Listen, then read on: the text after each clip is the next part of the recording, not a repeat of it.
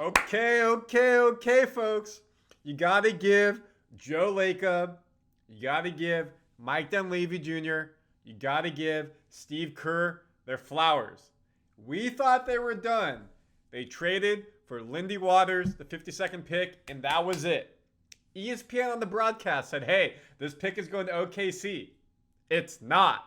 And we drafted a 7-footer. This is what we've all been wanting. A 7-footer is coming to the Warriors.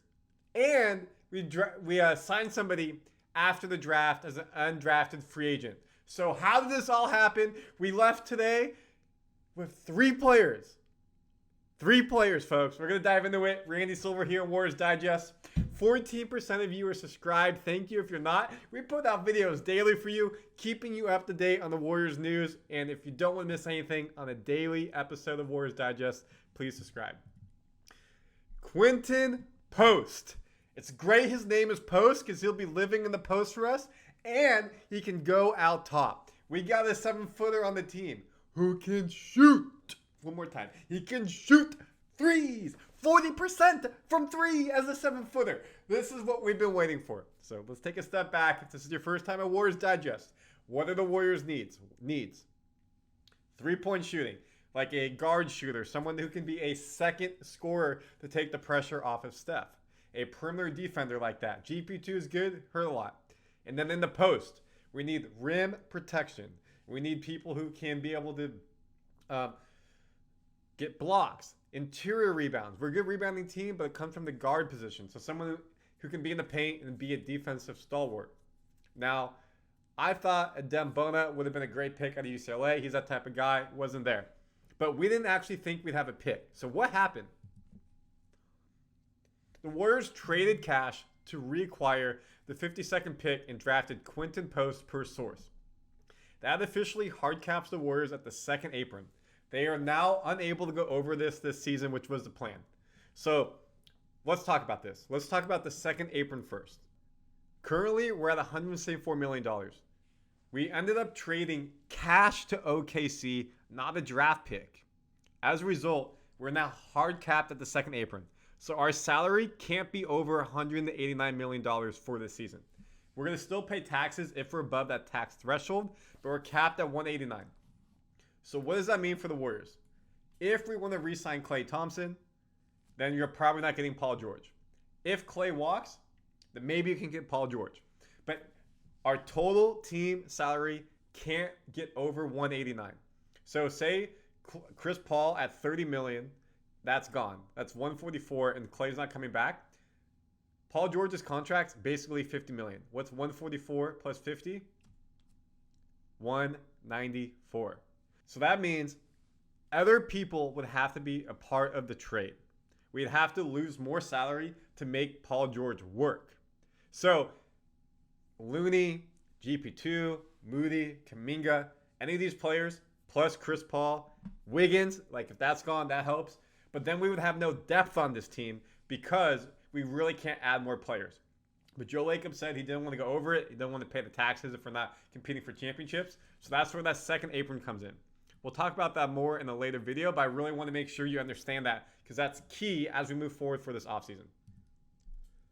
When the second overall selection happened, the pick the Warriors traded away ended up being traded a few times and ended back up with the Warriors. So they sent the 52nd pick to OKC. OKC routed it to Portland in the trade. That allowed Thunder to move up in the second round. Then Portland then sold the pick to Golden State for cash, landing it back where it started the day, 52nd pick. So your boys, Warriors at the 52nd pick. And who do we get? Quinten Post. Quinten Post. And before we dive into him, and again, I'm very excited about this. Let's show you the moment he found out he got drafted by the Warriors. I love these type of stuff, and you're going to love it too. Clay, let's figure this out where we can all benefit. Why? What did you were never a GM. You don't know. No. We don't need to hear it. Send it to Deputy Commissioner Mark Tatum. Again, this is head to Oakland. With the 52nd pick in the 2024 NBA Draft, the Golden State Warriors select Quinten Post and Boston College. Oklahoma City Thunder. Malika, a highly skilled 7'1" Dutch big man who had a great season in the ACC for Boston College and stretched the Pretty cool, right? Love to see it. The family excited. Quinten Post, welcome to the Warrior family. We're happy to have you. He stands 7 feet tall, 244 pounds. 5 seasons at Mississippi State and BC. 3 at BC, 2 at Mississippi State. 7 feet tall. 7 feet tall, dude. Yeah! The tallest person on this team was 6'9". It was Looney. What are his stats? So again, second round, Quinten Post, 7 foot, 244. Original country, Netherlands. Tall Dutch guy. Born year 2000. His analysis. Traditional size center with a 3-and-D upside. At 7 foot, 3-and-D. Over his past 2 seasons at BC, he shot 73 for 170 from distance. 43% from 3 as a 7-footer. That is like Kristaps Porzingis. Brooke, Robin, Lopez. These tall centers who can shoot threes. That's what we need, and that's what we got. Maybe not the big man who's going to be a physical force, but will stretch the floor. If we're doing a pick and roll with Steph, boom. He can stay up top and catch it. With Looney, TJD, they can sag off, and it really makes it harder. This will open up the offense. But that, again, of course, is he NBA ready to play? That's a question, and hint, hint, he will probably start deep bench or G League and work his way up. He's not ready to get in there.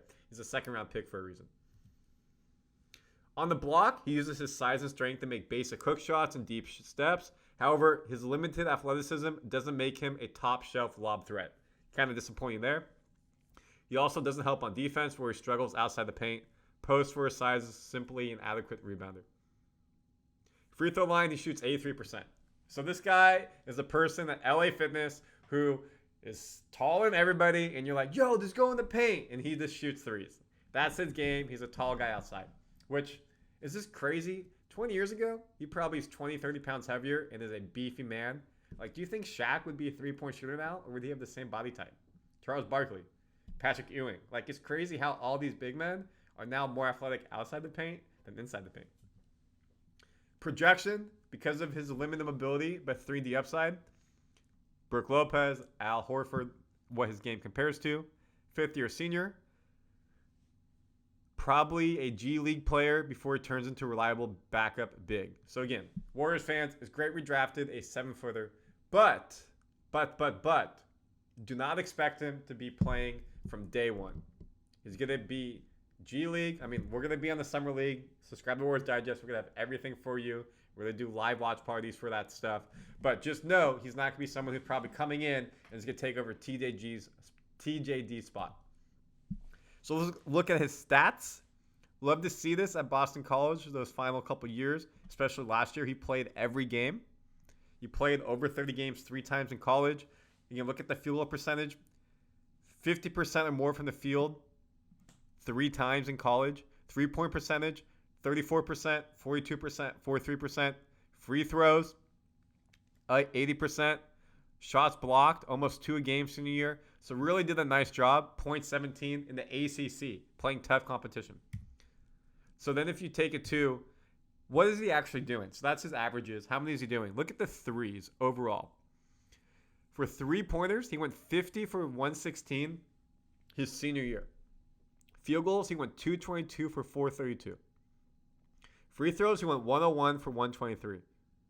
So he's getting high volume and making them at a high clip, high percentage.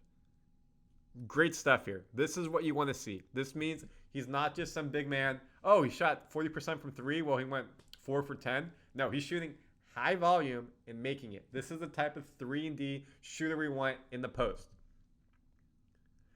He also had 3 games of 30 points, 13 games of 20 points, and 15 games of 2 or more threes at Boston College. Dude, balled. Big get. Now again, he's not going to be someone coming in ASAP. What's the core of the youngsters? TJD, Brandon, Kuminga, Moody. You put Post there, you're seeing the vision for the future. Another player for the future they got is Reece Beekman. Reece Beekman. So he was not drafted. Reece Beekman agreed to a two-way deal with the Warriors after the draft, which is great. He probably had multiple teams, maybe didn't, but you weren't drafted. You get to pick the team you went to. Two-way deal with the Warriors. He averaged 14 points, almost 4 rebounds, a little bit over 6 assists and 2 steals in the senior year with Virginia Cavaliers, another ACC team, shooting 44% from the floor. However, only 31% from 3. He did shoot 35% from the arc in his 2022-2023 season. Pass first point guard with strong defensive ability. 6'1", 194 out of Milwaukee. Again, some of the stats right there we just talked about. We look at his stats overall season over season. The three-point percentage never really got above 35%. That needs to get better in this offense. Free throws never over 80%. Field goal percentage low to mid-40s. Points senior year was double digits. Assists, though, they said, look at that. 5, 5, and 6. This is somebody I see like Chris Paul. Chris Paul is a great scorer, but I personally think he's a better facilitator. Smaller point guard, get the ball to the people who need to get the ball and shoot, but score when you need to. So what happened today? We got Lindy in the trade from OKC. He is a scorer. Did not get a lot of playing time with OKC, but a proven scorer. We now drafted Post, who is a big man who can shoot. And then 3, we got Beekman, who is not a big scorer, can score, but more of a passer. So you see the vision the Warriors are trying to get with. We said we wanted a big guy, and we got it. Now the question is next, what happens with Klay Thompson and Chris Paul? Chris Paul's contract has to be guaranteed this Saturday. Again, if it's guaranteed, assume it's going to be something in a trade for a Paul George or somebody like that. Klay Thompson free agency, that happens when it happens. Hopefully he comes back, but we'll find out, and it has to be at the right price. I'm not going to get into Klay Thompson here. We've said it on plenty of videos. You can go back and look at it at Warriors Digest. So, comment, folks.